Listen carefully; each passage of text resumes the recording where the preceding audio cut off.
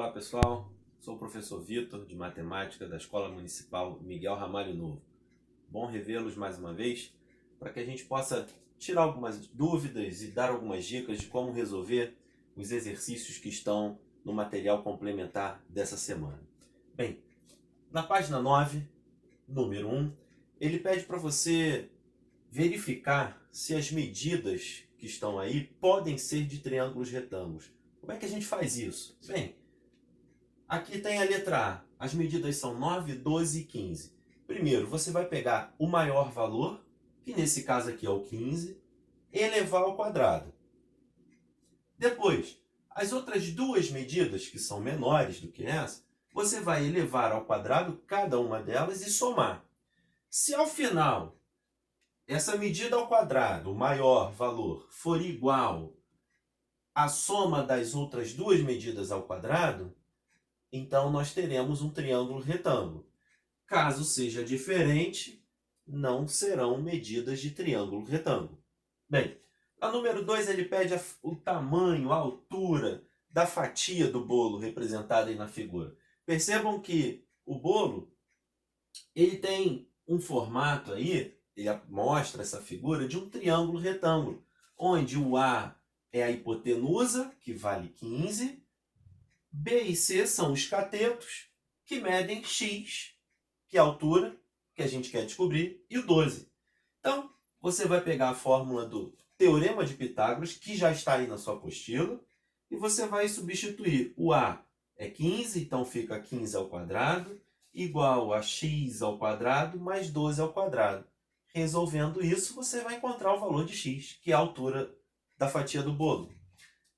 Por último, nessa página, no número 3, você tem aí um beija-flor representado aqui pela letra B e a flor representado pela letra F, o ponto F.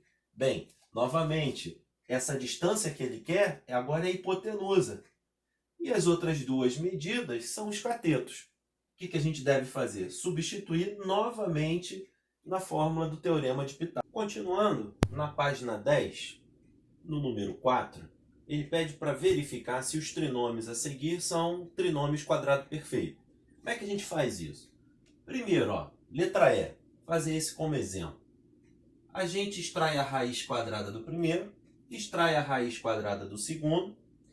Depois, eu pego o 2, sempre o 2, vezes essa raiz quadrada, vezes a segunda raiz quadrada e vejo o valor. Nesse caso, deu 8x. Esse 8x é igual ao termo central, o termo do meio? Não. Então, nesse caso, não é um trinômio quadrado perfeito. A número 2, ele já afirma que os trinômios são quadrados perfeitos e pede para que façamos a fatoração.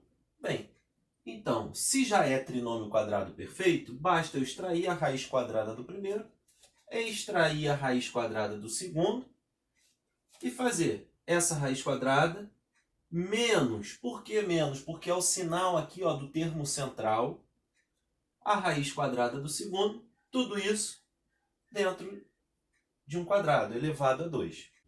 Aqui na número 6, nós temos o desenvolvimento de um trinômio quadrado perfeito, né? Portanto, eu pego esse primeiro termo, sem o quadrado, o último termo, sem o quadrado, sinal do termo central, tudo isso elevado a 2. Aí fica fácil. 18 menos 16, 2, que elevado ao quadrado dá 4. E por último, na número 7, ele pede o lado de cada quadrado. O da letra A, ele disse que a área é isso daqui. Bem, a área é um trinômio quadrado perfeito, a área de um quadrado. Então, eu extraio a raiz quadrada do primeiro, raiz quadrada do último termo, encontro o produto notável que originou esse trinômio quadrado perfeito, que é um quadrado da soma. Logo, o lado do quadrado é o próprio produto notável, e sem quadrado, né? O x mais 7. Na página 11, número 8, ele pede para verificar se as equações dadas são equações do segundo grau.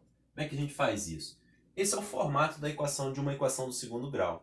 Então, percebam, ela tem que ter o x com o maior grau, o maior expoente, sendo 2. Então, você vai olhar dentre as opções quais são, provavelmente deve ser mais de uma, as que estão nesse formato aqui, onde aparece o x, aparece x ao quadrado.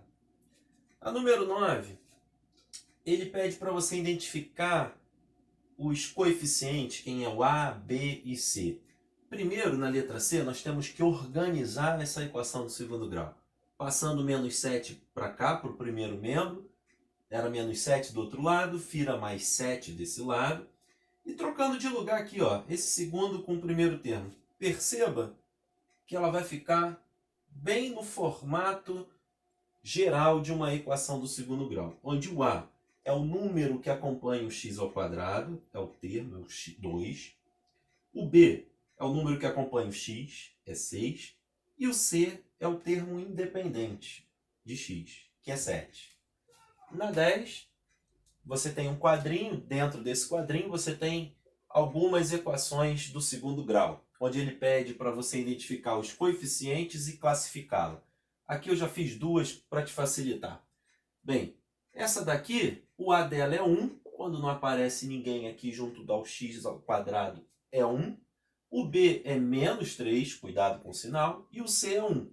Portanto, como os três valores são diferentes de zero, ela é completa. Depois, na última aí do quadrinho, o A vale menos 1, o B vale 4 e o C vale 0. Não aparece termo independente.